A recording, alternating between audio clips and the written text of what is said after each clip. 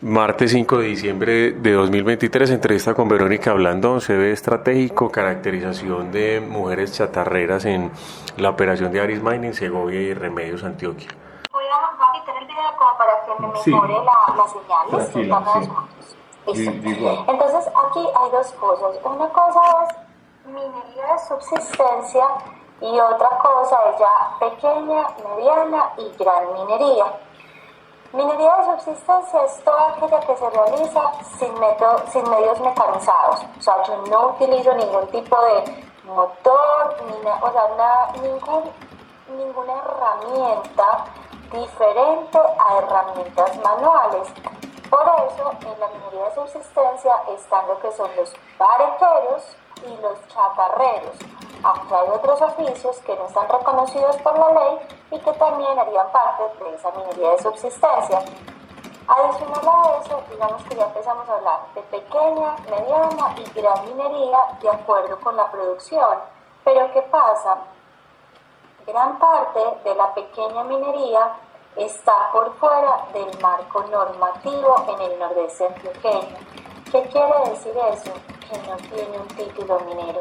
O sea, en Colombia, en todo el territorio nacional, para que tú puedas explotar, necesitas un título o una figura que te permita trabajar bajo el amparo de un título, un instrumento minero y un instrumento ambiental.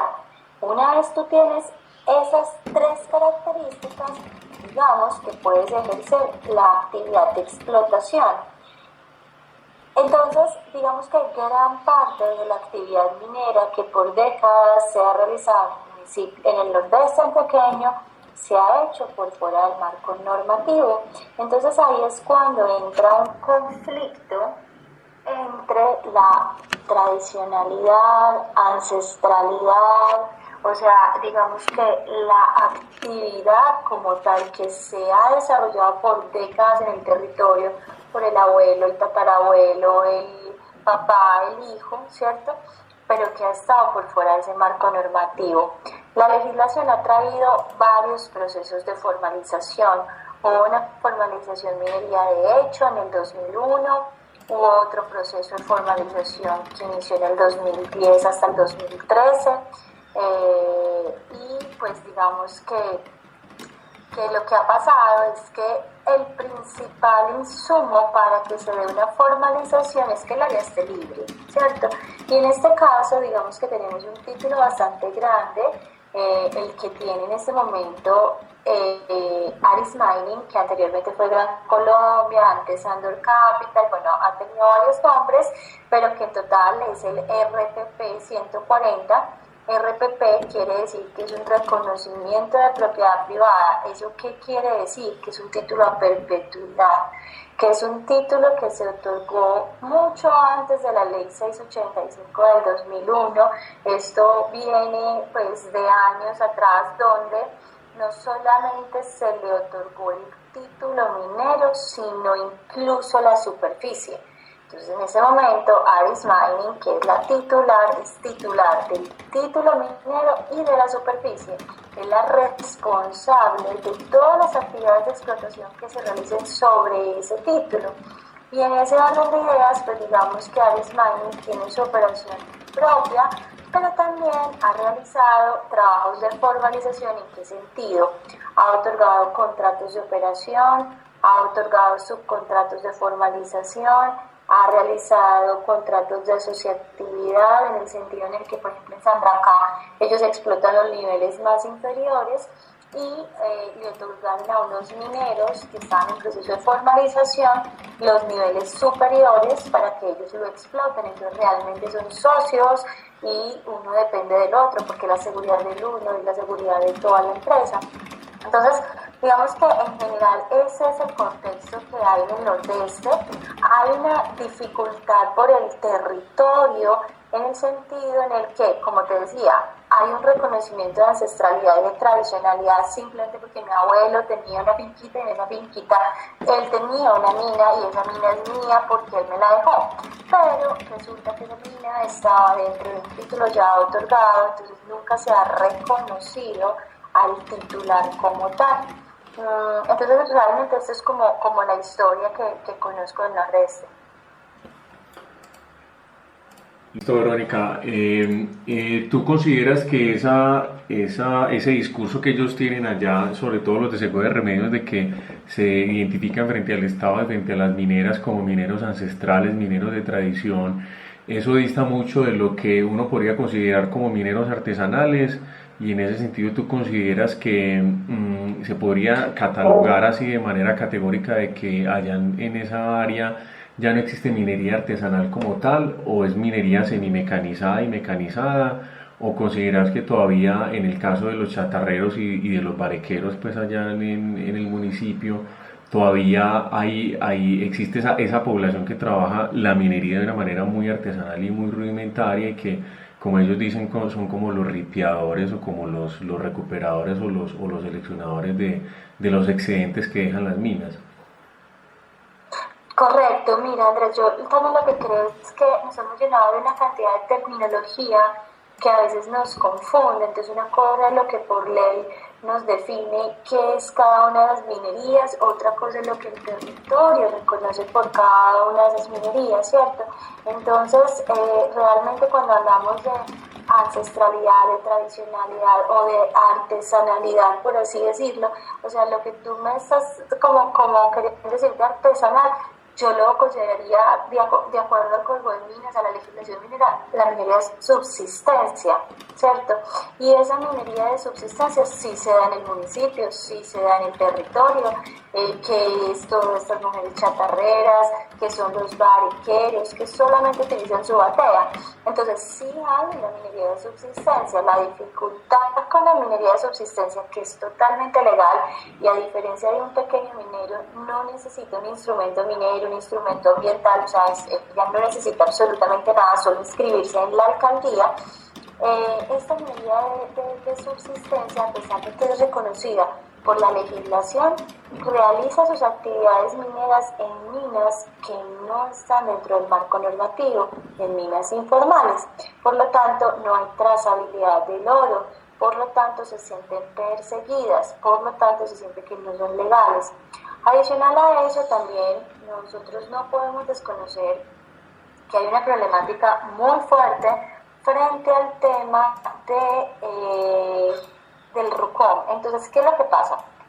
Un minero de subsistencia, o sea, cuando vamos al RUCOM, que es el Registro Único de Comercializadores de Minerales en Colombia, existen los explotadores mineros autorizados.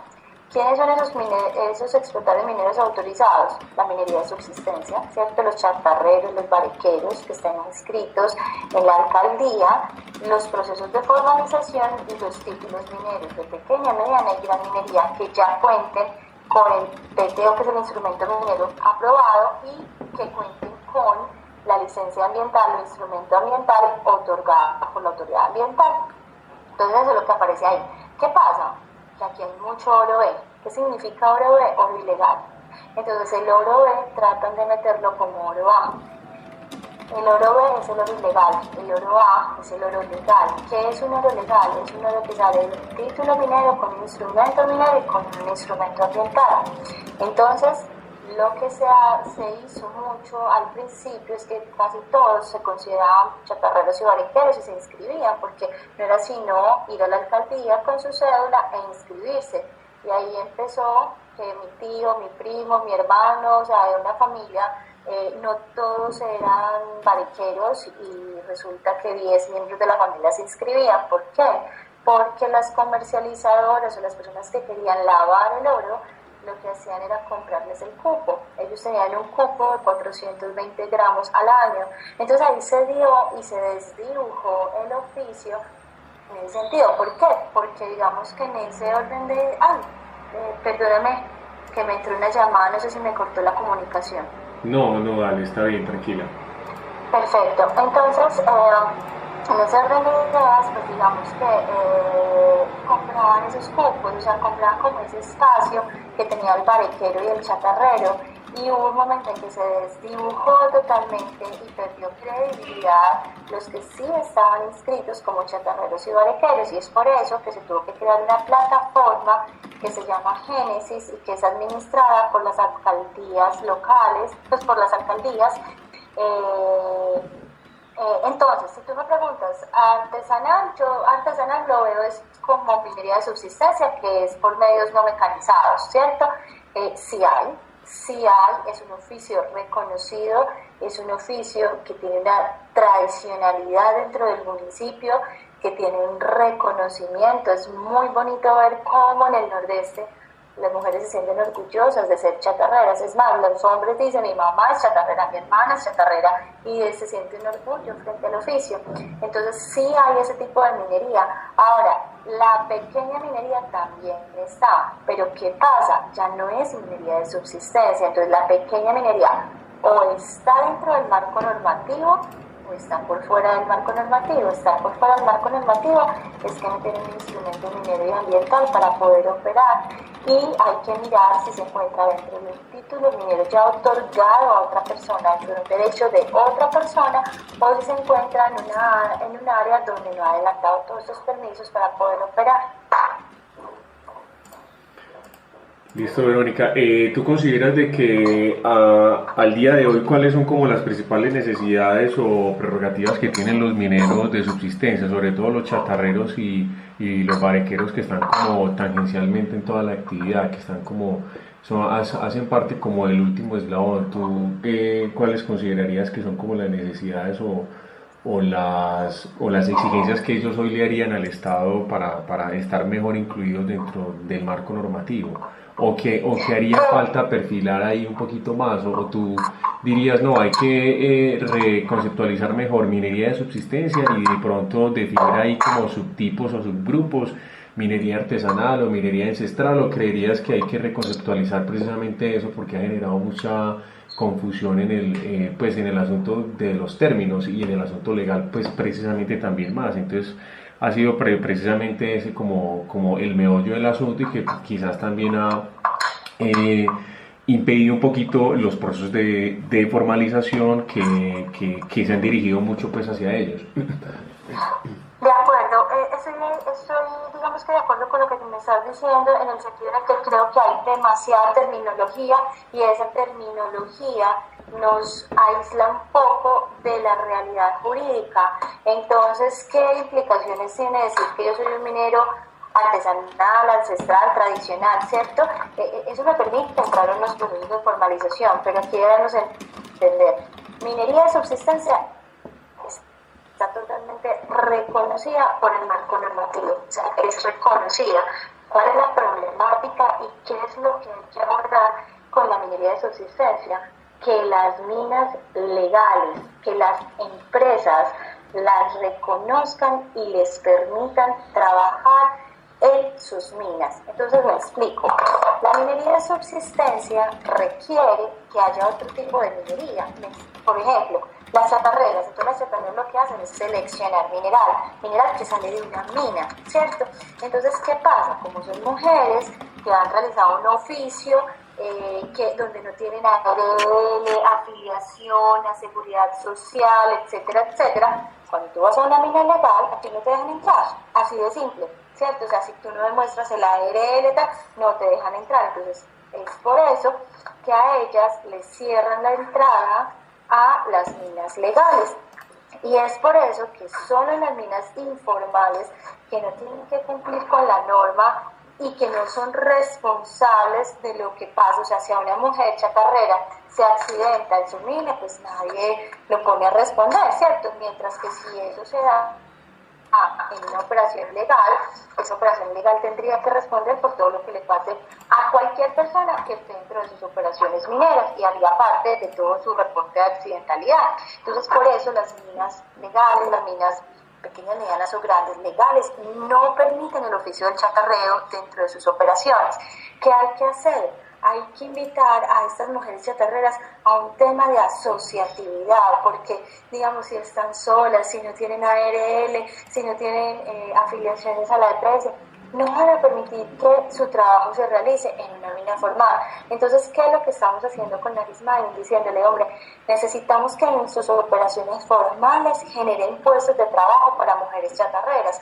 ¿Pero qué? En un marco de asociatividad, que esas mujeres estén asociadas, que tengan este grupo, que puedan pagar su ARL, que tengan como todos estos soportes y entren ya a una formalidad. Ellas son legales, pero falta, digamos, que apostarle un poco más a la formalidad como tal de la actividad que desarrollan, ¿cierto? Entonces, en ese sentido, creería que hay que trabajar bastante. Ahora, frente al tema de otro tipo de minería, de ancestral, tradicional, o sea, nosotros tenemos que ver, ¿está en el marco normativo o no está en el marco normativo? Y y aquí hay un tema muy importante, porque la minería subterránea no es posible desarrollar sin medios mecanizados, punto. Entonces es por eso que solo se reconoce el bariqueo y el chatarreo, que está por fuera de eso. Entonces el bariqueo solamente necesita una batea al lado de un río para lavar oro, pero el chatarreo, por ejemplo, tiene que esperar que alguien entre a la mina, saque la mina, y del material que va para la pila de estéril, ellas sacan para seleccionar mineral de ahí, o sea, es de los residuos que queda de esa explotación. Pero quien realiza esa explotación, así sea ancestral, tradicional, artesanal, o sea, artesanalidad en minería subterránea no puede haber, porque tú no lo puedes hacer por medios que no sean, digamos, que mecanizados, además por el alto riesgo que tiene esto. Entonces, en minería subterránea, tú eres o sea, tú estás en el marco normativo o estás por fuera del marco normativo. Entonces, digamos que por eso yo digo que tenemos que reconocer, uno, que hay una minería de subsistencia, todo lo que no es mecanizado. Llámalo como quieras, artesanal, como sea, pero todo lo que no es mecanizado es un bloque, y es un bloque reconocido por la ley, ¿sí? Y hay otro bloque que puede ser pequeña, mediana, gran minería, pero que toda explotación necesita un título minero o estar amparado por uno de ellos, un instrumento minero y un instrumento ambiental. Si tú no reúnes esas tres condiciones, tu operación, lo que estés realizando, está por fuera del marco normativo. Entonces, digamos que es reconocer esto para saber en qué punto estamos y qué necesitamos para avanzar. Entonces, hay unos titulares mineros, con esos titulares se están haciendo contratos de operación, se están en explotación, subcontratos, o sea, no necesariamente todo el que esté por fuera del marco normativo, digamos que no puede realizar la actividad, porque hay unos procesos de formalización y hay todas unas mediaciones y un tema de coexistencia y convivencia de las empresas mineras con los mineros que están en el territorio, pero también se ha dado un boom muy grande, entonces donde miran que están, digamos, que formalizando, entonces llegan personas de otras zonas, entonces digamos que los del territorio hay unos conflictos porque dicen, ¿por qué se formalizó si fulanito venía de tal parte y no es de aquí del municipio?, etcétera. Sí, Verónica, así es. Y yo creo que uno de los retos también para la formalización y para esa relación de los mineros de subsistencia y pequeños mineros con los titulares mineros es precisamente de que los pequeños mineros dicen que ellos se incluyen dentro de la categoría de mineros de subsistencia, aunque están semimecanizados o mecanizados, y aunque sean unas sociedades con inyecciones de capital y todo, ellos se declaran como mineros de subsistencia también, mineros tradicionales y ancestrales, pues alegando el arraigo al territorio, la ancestralidad, la descendencia de sus familiares. Entonces ahí complejiza un poquito porque son discursos estratégicos o identidades estratégicas que ellos han tenido en los paros mineros, en las acciones colectivas que han tenido frente al Estado y frente a las mineras, para presentarse así y para obviamente adquirir ciertos beneficios en pro de que legalicen su actividad o de que haya una mayor armonía pues entre ellos para continuar con la explotación. Entonces ahí el tema sí va a ser que el Estado pues en este proceso de la reformulación del marco normativo minero se recategorice bien, y obviamente considerando las particularidades de los contextos también. Es muy distinto lo que hoy está pasando en el nordeste, lo que pasa en Bajo Cauca o en otras regiones del país. Pero, ¿sabes? Yo creo que al minero, no se le ha hablado con la verdad, precisamente, claro, como estamos en paro, entonces hay que calmarlo. Yo creo que se ha abusado de eso y se les ha generado unas expectativas que no son ciertas, ¿cierto? Entonces, y también hay personas que han abusado de eso. ¿En qué sentido? En el que llegan a decirles, no, tranquilos, venga. Entonces llega cualquier abogado y dice, no, tranquilos, sigue explotando, que ponemos una demanda y vamos a quitarle este título al titular y usted va a quedar porque es que usted es tradicional. Y se amparan supuestamente en la ley 2250, que es una ley que salió el año pasado, que lo que dice es que si hay un título que no cumpla con sus obligaciones, ese título se caducará, ¿cierto?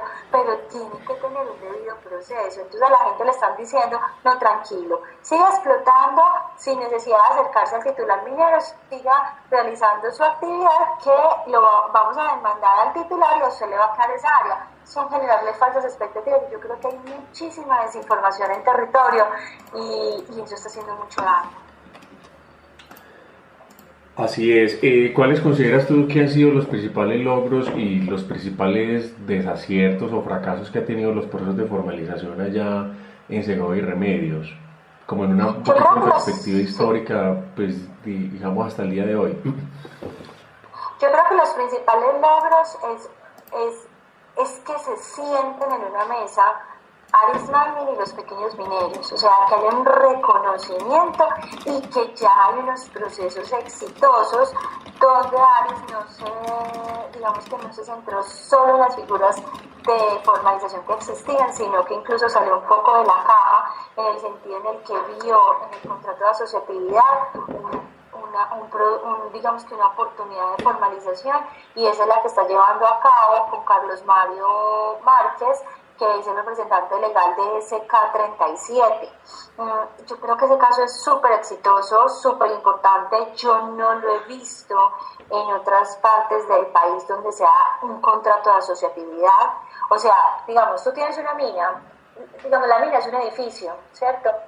Y está el edificio 1, el edificio 2, en el edificio, en la torre, está el piso 1, el piso 2, el piso 3. Y digamos que necesitas más escalas o necesitas un ascensor para llegar hasta el piso 10, por ejemplo. Ellos lo que hicieron fue entregarles el nivel 1, nivel 2, nivel 3, que es el que requiere menos condiciones de mecanizadas, de ventilación, etcétera, para que lo exploten los pequeños mineros.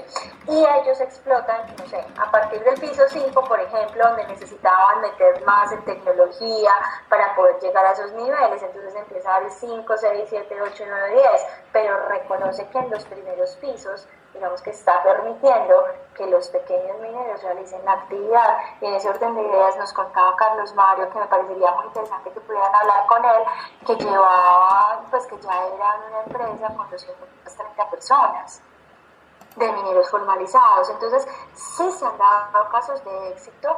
¿Qué es lo que pasa? Que la formalización no es una receta única y no es una receta universal. Y depende del lugar donde esté la mina. Es que no va a funcionar la formalización. Ok, tu mina, ¿dónde está ubicada? Entonces debemos entender que requerimos un tema de espacialidad. ¿Y por qué requerimos un tema de espacialidad? Porque cuando yo empiezo a ver esa mina, que va a ser un proceso de formalización, yo tengo que mirar si se superpone con un título, si se superpone con una propuesta, si se superpone con un área libre. Si se superpone con un título, si está en exploración o en explotación, porque dependiendo de eso se van a poder o no, digamos que acoger algunas figuras de formalización. Entonces, por eso depende de eso, que entendamos muy bien las particularidades en las que nos encontramos, y creo que eso nos ha faltado. Entonces, eso es uno de los principales retos, entender, digamos que la espacialidad en la que se encuentran estos trabajos mineros, entender y coordinar con la autoridad local, entender y coordinar con las mesas regionales, por ejemplo la Mesa Mineroambiental del Nordeste, y poder, digamos que sentarnos a hablar de una manera clara, abierta, para llegar como a esos puntos en común. Principal dificultad, el no reconocer que en ese territorio existen títulos mineros. Ay, ¿qué pasó? Se cortó un poquito, pero sí te escuché todo, tranquila. Ok, listo, súper. Sí, o sea, es principalmente eso. Listo. Muy bien. ¿Tú cuáles consideras que son las entidades estatales y ONGs y fundaciones y demás actores que han tenido mayor incidencia en el tema minero y en el tema de la formalización y en general, pues digamos, en el trabajo en pro de la pequeña minería y la minería de subsistencia ya en esta región? Bueno, mira, en el nordeste un papel muy importante lo ha tenido la Mesa Mineroambiental del Nordeste, con una posición un poco compleja en el sentido en el que ellos no aceptan ninguna figura de formalización que no sea cesión de área, ¿sí? Y eso ha generado dificultad para poder mediar y para poder avanzar.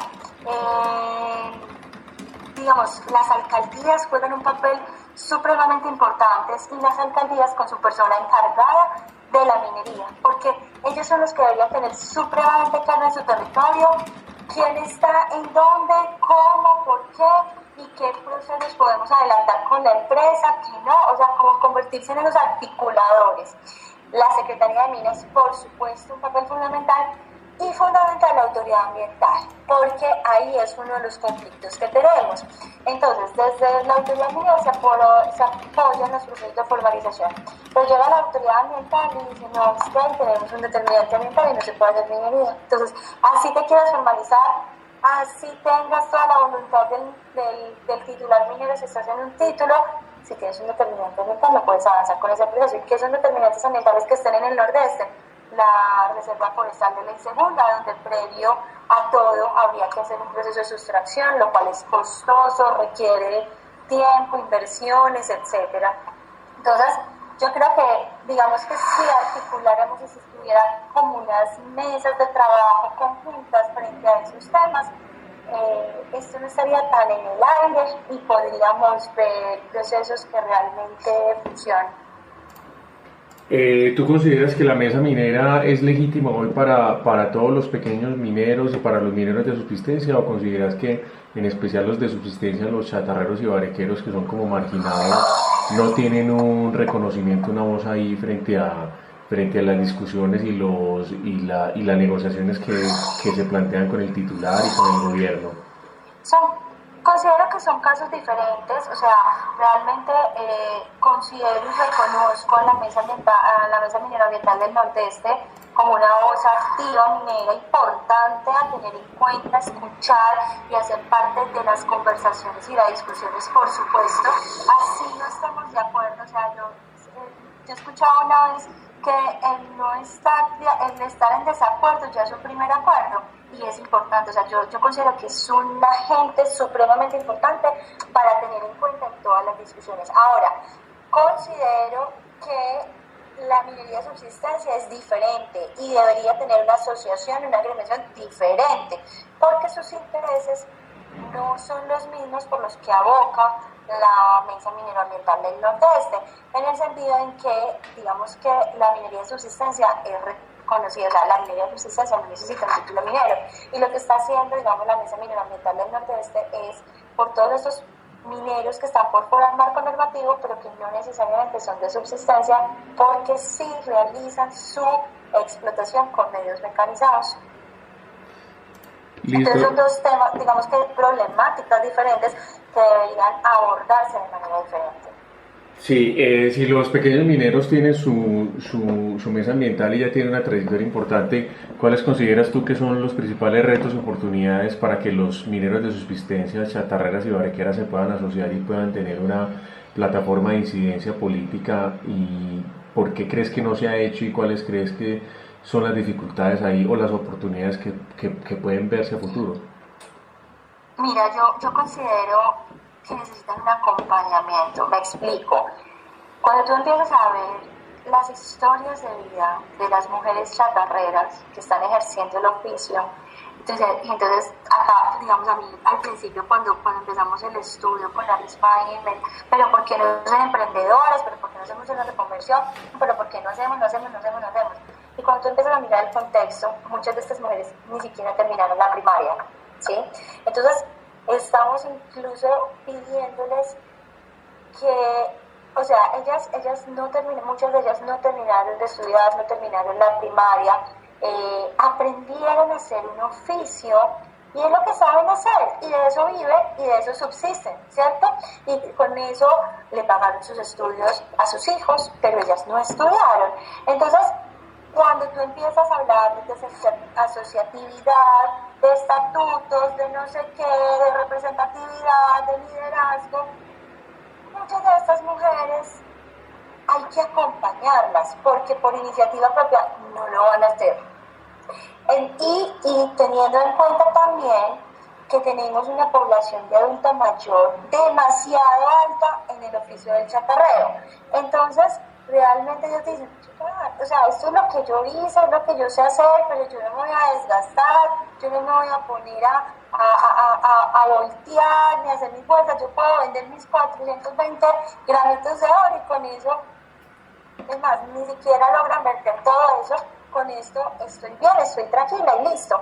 Entonces, por eso considero yo que no son asociados. Caso diferente es al minero que ha recogido sus recursos, que ha tenido la posibilidad de salir, de ver otras visiones, otras oportunidades, donde sabe que se moviliza más fácilmente a Medellín, etcétera, etcétera. Entonces yo considero que no es desinterés, simplemente es que no les ha llegado la oportunidad, no lo saben hacer, y si alguien las cogiera, las acompañara en el proceso de asociatividad, las guiara, y yo le decía eso a Aris Management, o sea, el tema de decir necesita asociatividad, no es decirle, miren, se necesitan asociar, vayan, saquen el RUT, siéntense a hacer estatuto, no, venga, nos vamos a sentar y que haya una persona de la empresa encargada única y exclusivamente de eso, de sentarse con ellas, de organizarlas, de ver quién tiene capacidades de liderazgo para que lidere el grupo, a quién tiene, digamos que quién habla y todas las escuchan y las siguen. Entonces de esas mujeres empecémonos con ellas a formar los estatutos, a formar esto, como, o sea, a acompañarlas con la visión que posiblemente nosotros desde acá, desde Medellín o desde las ciudades podamos tener, para llevárselas a ellas que de pronto no han tenido la oportunidad de conocer, de ver y de saber qué beneficios podían tener para ellas. Muy bien, ¿tú consideras que el oficio como tal de las chatarreras y los barqueros está en desuso ya, no hay un relevo generacional, sobre todo porque dices que son de adultos mayores y quizás hay cierta estigmatización, digamos, de los jóvenes al no querer ir a trabajar allá porque, digamos, lo consideran un oficio denigrante tanto como el que recicla los residuos sólidos en las calles? ¿Y considerarías que la formalización progresivamente va a terminar con este oficio? ¿Los va a acabar a los mineros de subsistencia? Realmente esa es una de las preocupaciones que tienen las mujeres allá en la zona. Uno, el tema de la tecnificación, porque a medida en que, o sea, si a mí me salen en los estériles, si a mí me salen residuos, esto quiere decir que yo no estoy haciendo mi explotación de una manera técnica, ¿cierto? Entonces, en ese orden de ideas, pues a medida en que voy tecnificando, espérame que me está entrando la llamada, yo la aplico, ya. A medida en que yo tecnifico la mina, tengo menos material en el estéril que sea útil. A medida en que yo me formalizo, voy acogiendo más, digamos que, procesos de tecnificación. Entonces, digamos que eso sí puede incidir. Ahora, también pasa también pasa como un evento que pasa en la agricultura. Y es que los chicos ya no quieren hacer eso. O sea, digamos, tú ves a tu abuelo, a tu papá que trabajó todo el día, toda la vida en la agricultura y lo que hizo fue pagarle el estudio a sus hijos. O sea, ya no es como antes que a los hijos se veía como mano de obra, entonces tenías una edad y empezabas también en el campo a trabajar. No, ahora no, esos papás pensaron, yo quiero darle una mejor oportunidad a mis hijos, y por eso les dieron estudio, y por eso los hijos salen de los municipios, se van para las ciudades o a donde tengan oportunidades de estudio. Y en ese orden de ideas se va disminuyendo la mano de obra para este tipo de actividades, que es desgastante, que es dura y que la remuneración no es tan alta. Además, en un municipio, en un contexto como Segovia, un chico, incluso de 16 años, de 18 años, sabe de pronto que entrando a una mina, sacando, va a tener tantos ingresos, no se va a poner a chatarrear, no se va a poner al oficio, al chatarreo como tal, cuando puede, digamos, que realizar otras actividades al interior de la mina que le van a dar mayores recursos.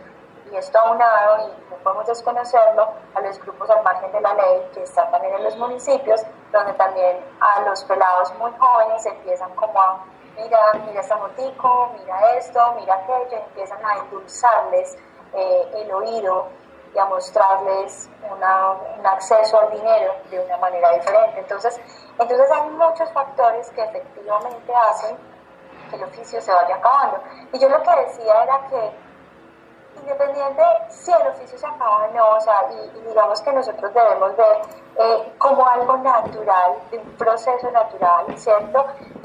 Es como reconocer en el arraigo, es como llevarlo a las raíces y sentirnos orgullosos de esas raíces de donde venimos. Entonces hay muchas maneras de reconocer y de dignificar y de visibilizar el oficio, no necesariamente porque se vaya a continuar con él, puede incluso reconvertirse o tener unas variaciones que haga que se vaya extinguiendo porque ya no haya personal para hacerlo, pero que se reconozca y que haya algo, una memoria, digamos que de un municipio que se sintió muy orgulloso de esas raíces. Muy bien, de pronto de lo que han podido concluir del estudio de la caracterización y de lo que han podido esbozar un poquito, ¿qué alternativas ustedes ven de reconversión o de inserción laboral de estos oficios, pues que como tú dices progresivamente han ido como en desuso, y el que vayan a desaparecer quizás en algún futuro mediano lejano no quiere decir que no se reconozcan como una tradición o como un oficio ancestral? ¿Qué consideras tú o qué está de pronto planteando, considerando la minera como tal, como para ofrecerles a este grupo de mineros de subsistencia? Y no solo la minera, digamos el Estado pues también como tal, pues con los programas de formalización. Ok, entonces mira, hay dos cosas.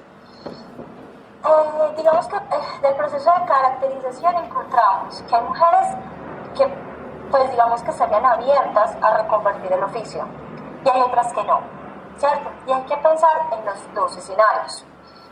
Las mujeres que no quieren reconvertir el oficio, que quieren continuar con él, lo primero que hay que hacer es generar puestos de trabajo dignos. Y dignos me refiero a que estén dentro de las labores legales que realiza una empresa, que tengan un espacio para las chatarreras. Y eso lo tiene, por ejemplo, eso es un ejemplo que ya está en Sijin Continental, en Buriticá. Hay un contrato de operación para selección de mineral, o sea, no se cambia el oficio, simplemente se le da cabida dentro del marco de una mina que esté legal, ¿cierto? Entonces ahí se generan los espacios de trabajo y ahí las mujeres con su uniforme, con su afiliación a la ARL, etcétera, pueden realizar el oficio. Eso es un caso. Segundo caso, mujeres que han pensado en reconvertir y que incluso les gustaría realizar otras actividades dentro de la cadena minera, ¿sí?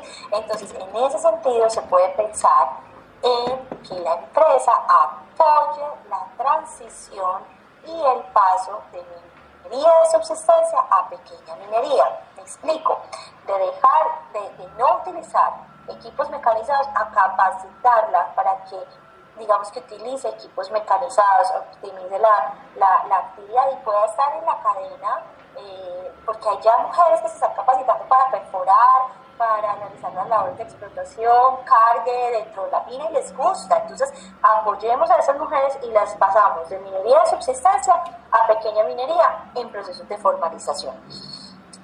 También hay otro grupo que quiere aprender otras capacidades, ¿cierto? Tener otras capacidades. Entonces, por ejemplo, las mujeres joyeras, por ejemplo, hay proyectos también para mujeres que quieren confeccionar, el producto agregado que podamos darle al oro, ¿cierto? Café, cultivos, ¿sí? Porque aquí es muy importante pensar en que la minería es finita, la minería se va a acabar. Entonces, ¿qué capacidades y qué actitudes vamos a dejar en los territorios para que después de que se acabe la minería, esos territorios puedan continuar? Entonces, digamos que es mirar esos tipos de actividades o enfoques y capacitaciones que se puedan dar y emprendimientos que se puedan generar alrededor de estos. Listo, Verónica, y ya para cerrar, ¿tú qué recomendaciones harías, digamos, para este estudio, sobre todo del análisis participativo de la minería de subsistencia, artesanal, ancestral y tradicional? ¿Tú qué propondrías para una reconceptualización, para una ruta de trabajo? ¿Qué esperarías tú de esto? Sí, ¿Tú qué destacarías como lo que hay que hacer como más importante dentro de todas las prioridades y en todas las necesidades y urgencias? ¿Cuál sería lo más importante para vos? Ok, entonces, lo primero es que frente a tema de terminología o de norma, creo que está clara la norma, ¿sí? Visibilizaría otros oficios dentro de la minería de subsistencia que no están visibilizados, por ejemplo, ¿cuáles? Las lavadoras de los costales, las barrenderas de los entables, los hueveros, o sea, esos tipos de oficio que hacen parte de esta minería de subsistencia que no están reconocidos. Entonces, digamos que me sentaría con el Ministerio de Minas y Energía a mirar una política pública frente al tema de la subsistencia. Lo segundo que haría es una conciencia, generar conciencia con las empresas como tal que apoyen los procesos de subsistencia. Entonces, primero hay que conocer qué minería tenemos en nuestro territorio para saber qué podemos hacer con ella. Entonces, yo el principal llamado que hago es que la minería de subsistencia la reconozca la minería legal y en ese sentido genere espacios para que puedan coexistir y convivir en el mismo territorio, que la acoja, que la acompañe y que le permita realizar su actividad y tenga más visibilidad. La minería de subsistencia no está visibilizada. Entonces yo lo llamo como conocernos para reconocernos. Primero tenemos que saber qué es lo que hacen, cómo lo hacen, a ver cómo desde nuestras capacidades, desde la empresa, desde la institucionalidad, cómo las acompañamos, pero realmente están muy solas, muy invisibles y con una problemática gigante, y es una comunidad, una sociedad con una alta vulnerabilidad en muchos aspectos. Entonces creo que cuando la acojamos desde la legalidad, desde la minería legal y la reconozcamos, creo que vamos a dar un paso importante. Listo, Verónica, muchas gracias, de verdad muy interesante toda la información y la perspectiva que nos compartes. Vamos a tenerla muy en cuenta en el informe, esperemos poder citar algunos apartados que me parecen muy importantes. Y ya para cerrar y además de darte las gracias, te quería preguntar si de pronto han podido gestionar, si nos pueden compartir los resultados del estudio, de lo que habíamos conversado la semana pasada. Claro que sí. Yo hablé con José Luis, con Luis Carlos, y me dijo que se enviara una solicitud formal. Esa carta ya la envió, yo ya la tengo, que la envió el día viernes, pero no me ha dado respuesta a la empresa, porque yo les dije, mira, ese es el informe que tengo, díganme de acá qué se puede compartir en este momento, y estoy pendiente de que me definan qué podemos compartir. Bueno, Verónica, vamos a estar muy pendientes, ojalá nos la puedan compartir lo más pronto posible.